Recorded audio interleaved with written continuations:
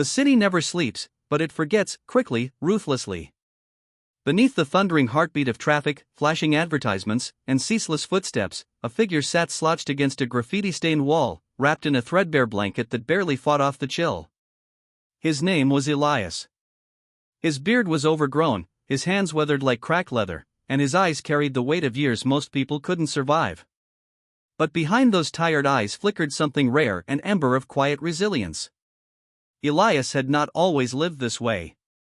Once, he had been a mechanic, proud and skilled, working long hours to support his wife and daughter. But life unraveled fast after his daughter's illness, hospital bills mounting, job lost, his marriage strained until it broke, and finally, eviction. He fell through society's cracks like water through a sieve. Most people passed him by like he was invisible. But not Donovan Hale. No, Donovan saw him and laughed. That morning, Donovan had arrived in front of his glass-walled office tower in his custom black Mercedes, the very definition of success.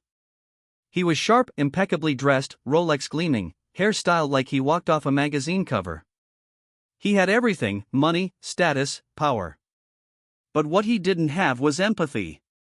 He stepped out of the car and, spotting Elias on the sidewalk nearby, curled his lip in disgust.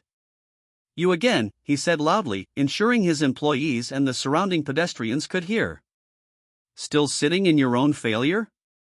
Elias didn't respond with anger, only a look. Quiet. Steady. Donovan laughed cruelly. "What? Got nothing to say now?" He dug into his coat pocket and flicked a coin onto the sidewalk, where it clinked to a stop by Elias's feet. "Buy yourself a mirror. Maybe you'll finally see what's holding you back." The people around smirked or quickly looked away, uncomfortable. Elias said just one thing, his voice barely above the wind. "Life turns, sir. Sometimes faster than we think." Donovan walked away without a care. He was on his way to close the biggest business deal of his life. But karma keeps no calendar. It arrives when it is due. In the months that followed, Donovan's empire, built on ego and shortcuts, began to crumble. His partner, whom he trusted blindly, had been siphoning money for years. The media found out. The investors pulled out. The government opened an investigation. One by one, Donovan's assets were seized. His private accounts were frozen. His luxury condo was repossessed. He tried to fight it, tried to threaten and buy his way out, but it was too late. Within a year, the man who once owned half the block was sleeping in his car, and soon after, not even that. His friends? Gone.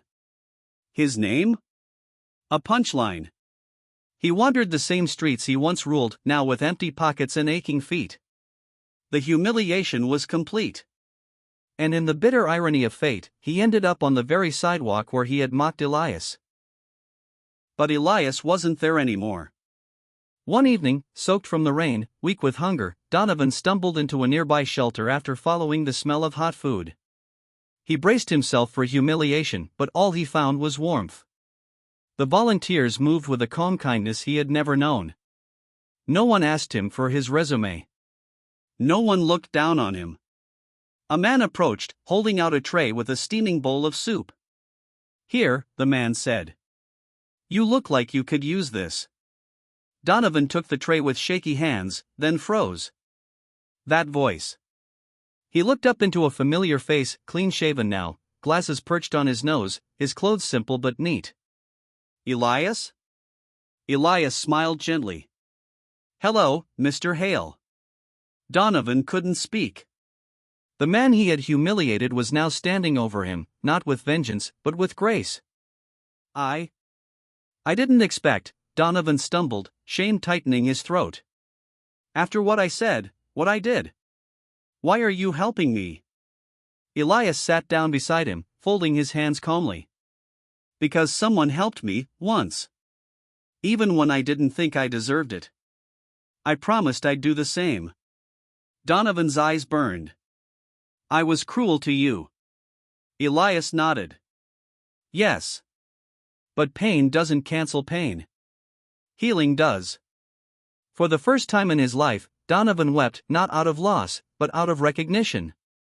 recognition of the man he had become, and the man he could still choose to be. Months passed. Donovan didn't leave the shelter after that night. He stayed. At first for food, then for rest, and eventually, to help.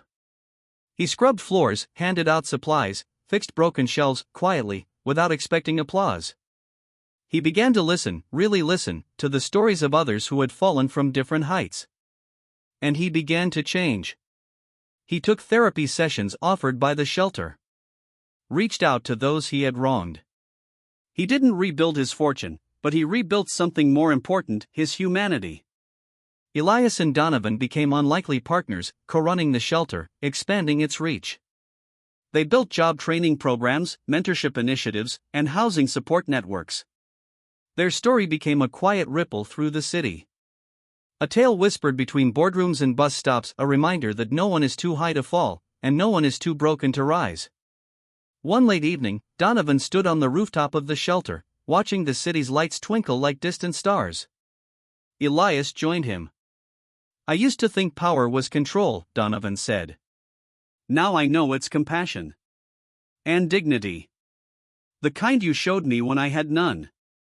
Elias placed a hand on his shoulder. "We're all just trying to find our way home." The wind blew gently, not cold anymore, but cool. Cleansing.